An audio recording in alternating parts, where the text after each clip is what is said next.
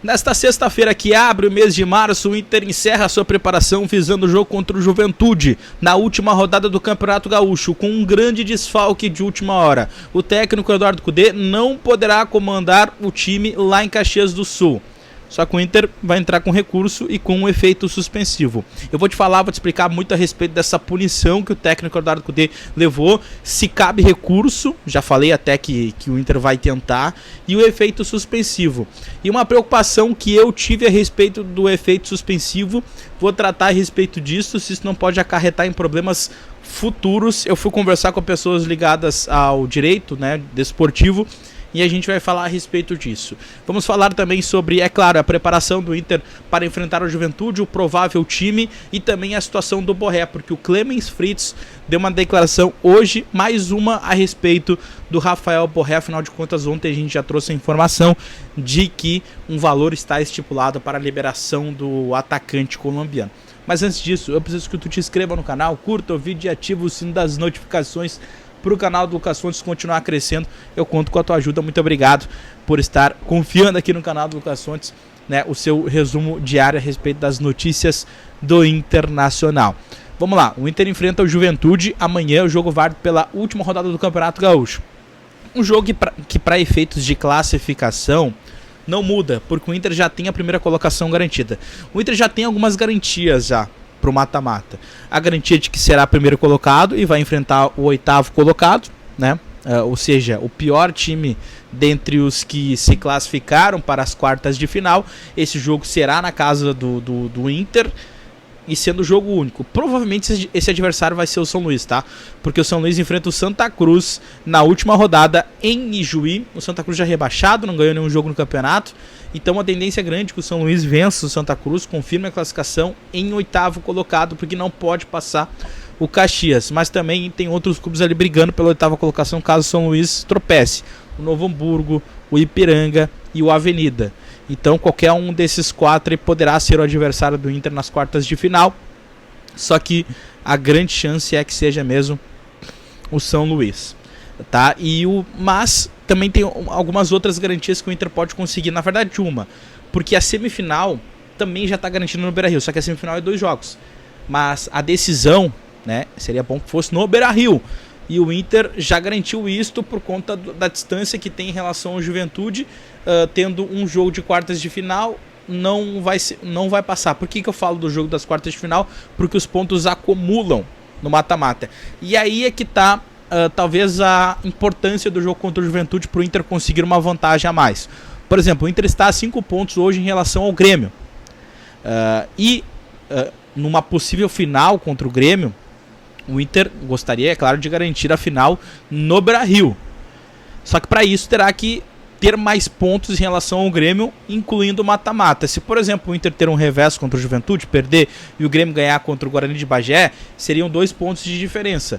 E aí, se nas quartas de final ou na semifinal o Inter tropeçar em um dos jogos, empatar, e aí passar de fase com empate, o Grêmio ganhando todas, por exemplo, a final poderia ser na Arena. Então, aí que está a importância do jogo contra o Juventude, mas apesar disto, o Inter deve mandar um time reserva ou um time misto, né, por assim dizer, lá para Caxias do Sul, tá? O técnico do Arco vai encerrar sua preparação agora. Assim que o vídeo for publicado, às 5 horas da tarde, começa o último treino visando o jogo contra o Juventude, tá? E tem algumas dúvidas. Outros jogadores ainda a gente já sabe que não vão para Caxias do Sul, como por exemplo o Ener Valencia e o Mercado, eles estão fora. Mas o Alar é uma dúvida, tá? O Alar que saiu sentindo a posterior da coxa direita lá em Arapiraca, ontem não treinou. Se ele treinar normalmente hoje ele joga, se não pode jogar até o Luiz Adriano, tá? Um provável time para enfrentar o Juventude lá em Caxias do Sul terá Antônio no gol, na lateral direita Igor Gomes, Vitão e Robert Renan, Tavolara na esquerda, Romulo abrindo meio campo com Bruno Gomes na segunda função, Gustavo Prado aberto pela direita, Wesley tendo a sua primeira oportunidade, assim como Bruno Gomes, né, sua primeira oportunidade como titular, já entraram, né, no decorrer da partida. Na frente, Luca, e a dúvida lá no ataque, Luiz Adriano ou Lucas Alar. Se o Lucas Alar tiver 100%, ele vai para o jogo, senão pode ter até a entrada do Luiz Adriano no jogo contra o Juventude. Beleza? Eu quero falar sobre o Borré, porque hoje o diretor do Werder Bremen lá, o Clemens Fritz, deu uma declaração a respeito do Rafael Borré. Ontem a gente trouxe a informação, né, no Baldassi Sunset Show, de que o Werder Bremen quer 750 mil euros, estipulou um valor, tá? Isso dá em reais 4 milhões, para a liberação do colombiano a partir de agora. Já no primeiro semestre, lembrando, faltam 6 dias para a janela de transferências acabar, então isso tudo precisa ser resolvido, tá? E o Inter, pelo menos por enquanto, não cogita pagar esse valor. Só que vai existir uma negociação, porque o Clemens Fritz hoje lá para os portais alemães, ele disse o seguinte, ó: decidimos iniciar discussões com o Internacional. Isso está confirmado. Até um tempo atrás nem se admitia a possibilidade de que o Werder Bremen conversaria com o Inter. Inclusive o Clemens Fritz, em uma das declarações, falou assim: eu não conheço nenhum diretor do Inter, nunca ninguém falou comigo. E ele agora falou assim: decidimos iniciar discussões com o Internacional, estamos atualmente nesse processo, mas ainda está aberto nas duas direções, né? Quanto para ficar, quanto para sair lá do Werder Bremen. Foi isso que ele disse, tá? Então, assim, o Inter tem esperança de que nesses próximos 6 dias consiga resolver isso. Uma negociação vai entrar em curso. O Inter quer diminuir essa questão dos 4 milhões de reais, não quer pagar isso para ter um jogador por 3 meses antes. Então vai haver aí uma discussão, né, uma negociação nessa semana a fim de liberar o Rafael Borré. Vamos para a pauta principal do vídeo, que é a suspensão do técnico Eduardo Cudê, que eu achei bem exagerada, né? Entra aqui a minha opinião, afinal de contas o Eduardo Cudê é um cara que foi a primeira expulsão dele aqui no futebol brasileiro, se eu não estou enganado. Foi a primeira. E vamos lá, tudo bem, discutir, tudo mais, mas pô, primeira expulsão, pegar 3 jogos, eu achei um pouco exagerado. Talvez se pegasse 1 ou 2, tava dentro do script. Mas pegou 3. Um ele já cumpriu, tá? Que foi o jogo subsequente ao jogo contra o São José. Mas ele ficará de fora do jogo de amanhã contra o Juventude e também do jogo das quartas de final. Eu ia falar primeiro, mas é o jogo único, tá? Jogo único das quartas de final. E o técnico Eduardo Cudê não estará por conta dessa suspensão. Será que não estará?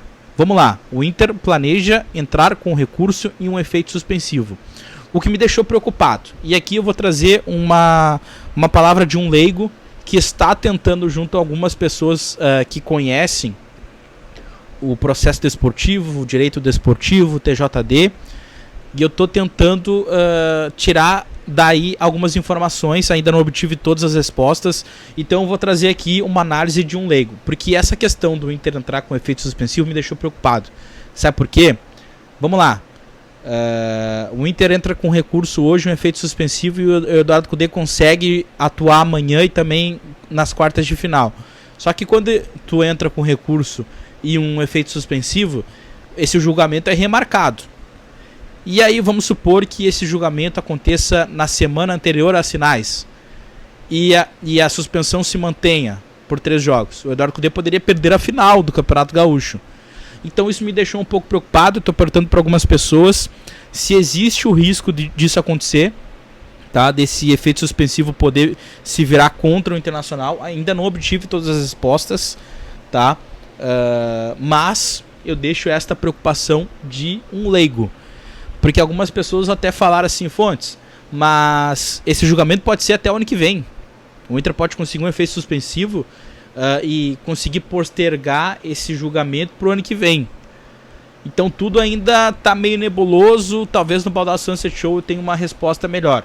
Mas o Eduardo Cudê pegou 3 jogos, tá? No artigo 258 e 258B. Ele pegou 2 jogos no artigo 258 e 1 no 258B, tá?